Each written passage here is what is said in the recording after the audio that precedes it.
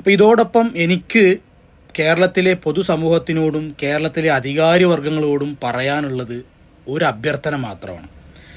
അങ്ങനെയാണെങ്കിൽ ഈ പറയപ്പെടുന്ന ഓരോ യൂട്യൂബേഴ്സിൻ്റെയും വീഡിയോക്ക് താഴെ വരുന്ന വളരെ വിദ്വേഷം പരത്തുന്ന മത സ്പർദ്ധ വളർത്തുന്ന രീതിയിൽ വളരെ അരാജകത്വം വിളമ്പുന്ന രീതിയിൽ കമൻറ്റുകൾ ഇടുന്ന ആളുകൾക്കെതിരെ എങ്ങനെയാണ് സർക്കാർ ഒരു തീരുമാനമെടുക്കേണ്ടത്? ഇത് ഇന്നോ ഇന്നലെയോ തുടങ്ങിയ കാര്യങ്ങളല്ല. ഒരു എക്സാമ്പിൾ പറയുവാണ് എങ്കിൽ നമ്മുടെ മറുനാടൻ മലയാളി സാജൻ ഷക്കറിയുടെ ഓരോ വീഡിയോക്ക് താഴെയും മാത്രം നിങ്ങൾ പോയി നോക്കൂ. പലപ്പോഴും തോന്നിപ്പോകാറുണ്ട് സാജൻ ഈ വീഡിയോ ചെയ്യുന്നത് ഇവരെ തൃപ്തിപ്പെടുത്താൻ വേണ്ടി മാത്രമാണോ എന്ന് പോലും തോന്നാറുണ്ട്. ഞാൻ പറയുവാണെങ്കിൽ ഈ വീഡിയോ ആരാണോ ചെയ്യുന്നത്, യൂട്യൂബേഴ്സ് ആരാണോ, അവരുടെ പേരിലാണ് ഇത്തരം കമൻറ്റുകൾ എഴുതുന്നതിന് ശിക്ഷാ നടപടി എടുക്കേണ്ടത്. കാരണം അവർക്കത് ഡിലീറ്റ് ആക്കാമല്ലോ. പ്ലീസ് ആരെങ്കിലും ഒന്ന് കേസ് കൊടുക്കൂ.